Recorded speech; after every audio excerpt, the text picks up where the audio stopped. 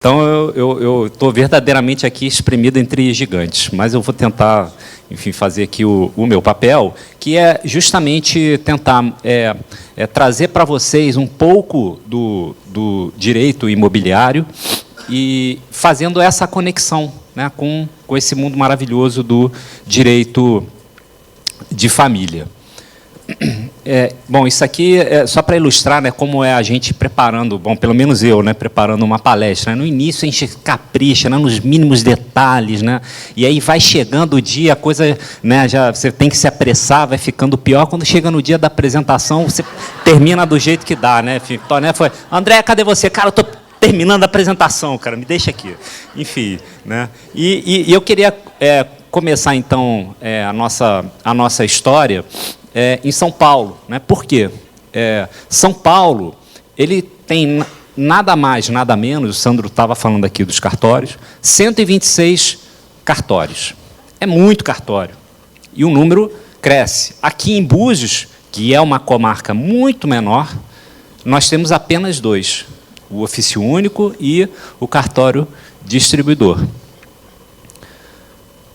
E se a gente vai a Minas Gerais, em Serra da Saudade, né, para quem não conhece, Serra da Saudade é o município menos populoso do Brasil, né, tem cerca de 780 habitantes. E lá tem menos cartório que aqui em Búzios, é um só. Lá é o único que junta todas as atribuições do extrajudicial. Notas, registro de imóveis, títulos e documentos, RCPN, RCPJ, proteste títulos. Enfim, o oficial tem verdadeiramente que se virar.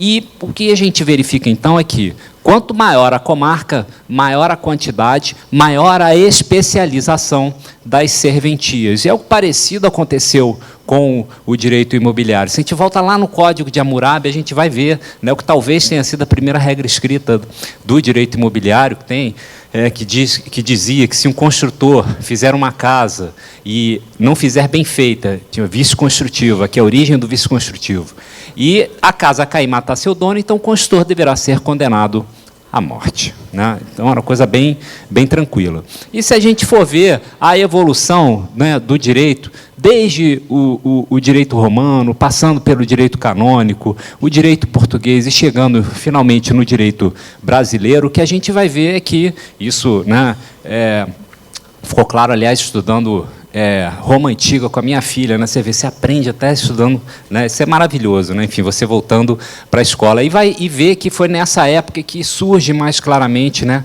essa ideia do Estado público e com ele essa divisão, né, entre direito público e direito privado, que perdurou por muito tempo e hoje, como vocês sabem, né, essa é uma dicotomia que entrou já há algum tempo em crise e, na verdade, tudo aqui se comunica, todos os ramos do direito, eles estão dentro do mesmo, né, ordenamento jurídico, a gente não tem áreas estanques, enfim, e a gente tem outras apesar disso, e por questões até didáticas, né, e principiológicas, a gente tem, sim, outras áreas que começam a despontar e querendo uma autonomia científica, né, como uma área específica do direito. E o direito imobiliário?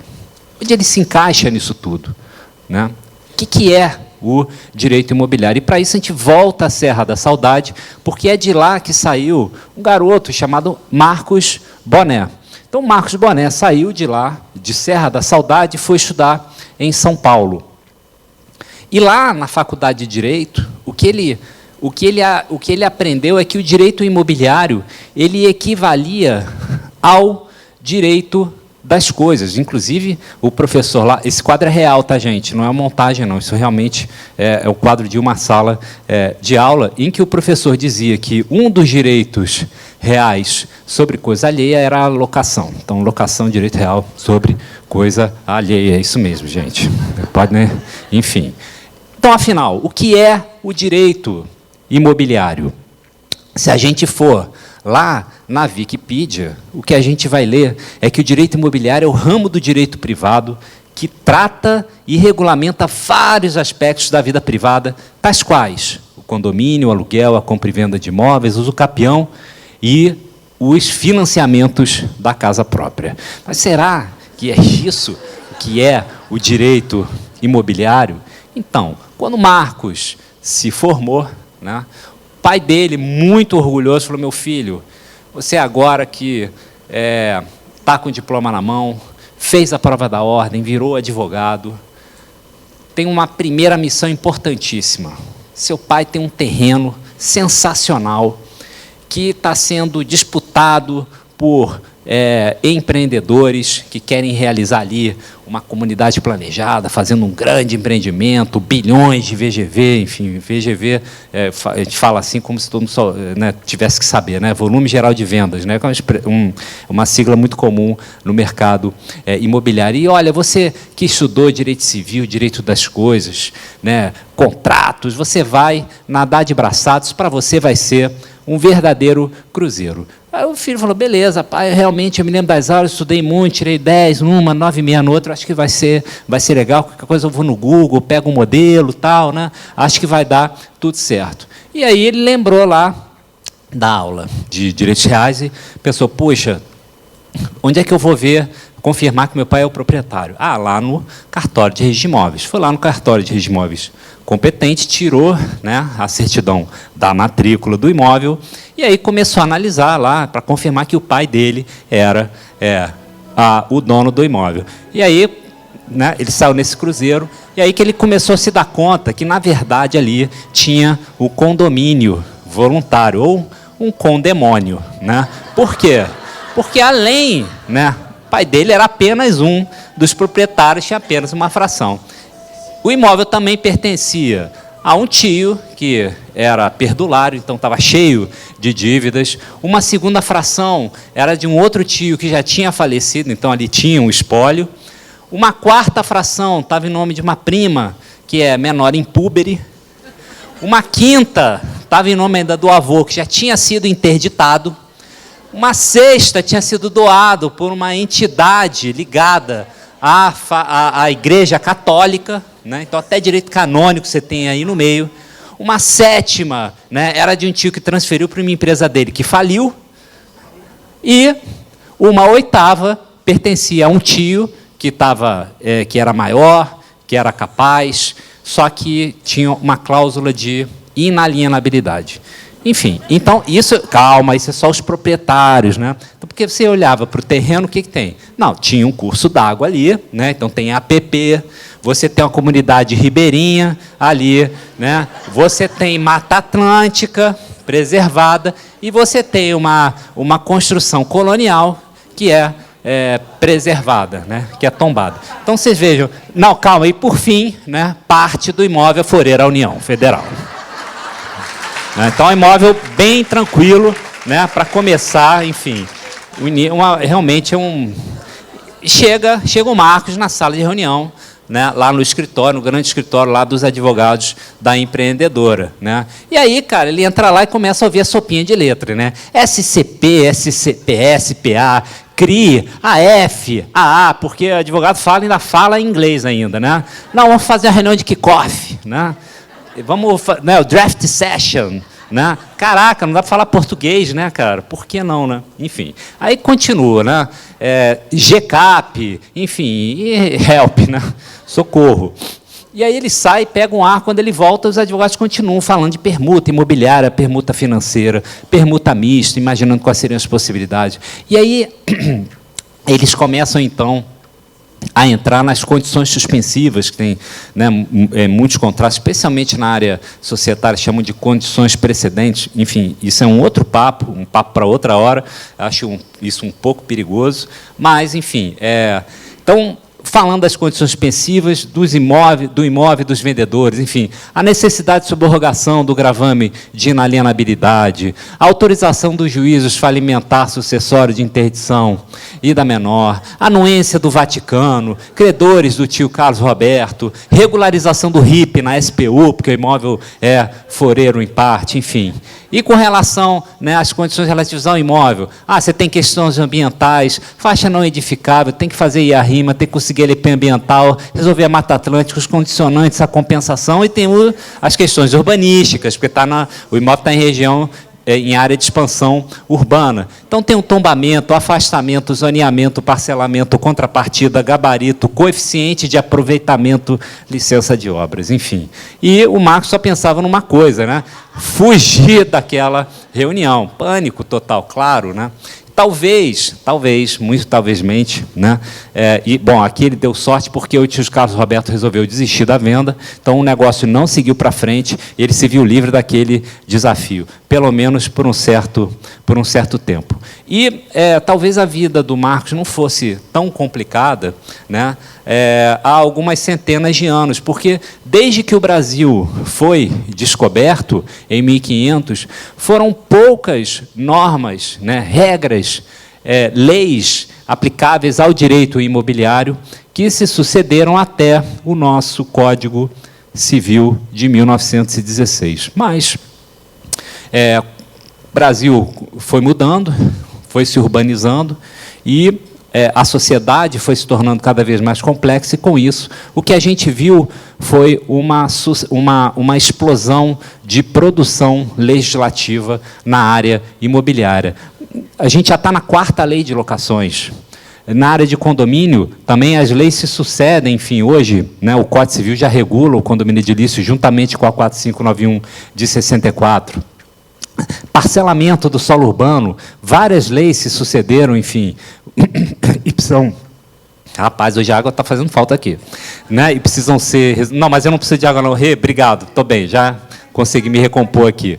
Desapropriação, enfim, muito obrigado. Várias normas também relativas à desapropriação, isso sem contar as leis especiais, registros públicos, alienação fiduciária, registro eletrônico, FII, letra imobiliária garantida, multipropriedade, distratos, uma lei recente agora, a lei do Sistema Eletrônico de Registros Públicos, da SERP, né, que mudou um monte de regra aplicável ao direito imobiliário, fora as leis tributárias que, se empilhadas, vão aqui da terra até a lua. Então, realmente, é muita informação para o advogado que começa com o direito imobiliário conhecer. E aí volta a pergunta: o que é o direito imobiliário, né? É ele uma área autônoma, né? O que me parece é que o direito imobiliário ele nada mais é do que um conjunto de relações e de situações jurídicas que tem por... Opa, maravilha!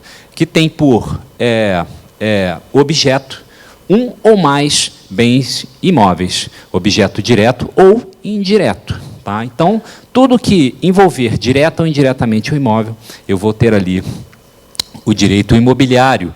E, então, se eu tenho aqui todas essas áreas, né, como Saturno, o direito imobiliário é como se fosse o anel de Saturno, porque a sua multidisciplinariedade ela é impressionante. Assim, a gente, quem atua com direito imobiliário, né, é quase um clínico geral, quase, porque a gente tem que lidar com tudo. Toscano está aqui, sabe disso. A gente vai assessorar o empreendimento imobiliário, a gente tem que analisar 1000 questões. Hoje, nas grandes operações de transferência de imóveis, elas não se dão com uma escritura pública, elas se dão por meio do que a gente chama de M&A, compra e venda de ações, de cotas sociais, enfim, grandes operações societárias. Então, incorporação imobiliária, a lei da REURB, locação e compartilhamento de espaço, o programa Verde e Amarelo, que substitui Minha Casa Minha Vida, hotelaria e multipropriedade, negócios imobiliários, notarial e registral, parcelamento do solo urbano, cada uma coisa dessas dá uma pós-graduação, gente. Processo civil, recuperação judicial, shopping center, societário e mercado de capitais, tributário, urbanismo e direito do ordenamento territorial, alienação fiduciária e garantias. Né? É um mundo. Não é à toa que o IBRADIM, né, que é um instituto, é o Instituto Brasileiro de Direito Imobiliário, acredito que a maioria de vocês nunca tem ouvido falar do IBRADIM. Aliás, Rodrigo, o IBDFAN não gera só direito. O IBRADIM, quando surgiu há 4 anos, o IBDFAN foi uma das suas grandes inspirações. Então, também, por isso, eu tenho muito a agradecer a você e os demais do IBDFAN. Vocês também geram institutos. Obrigado.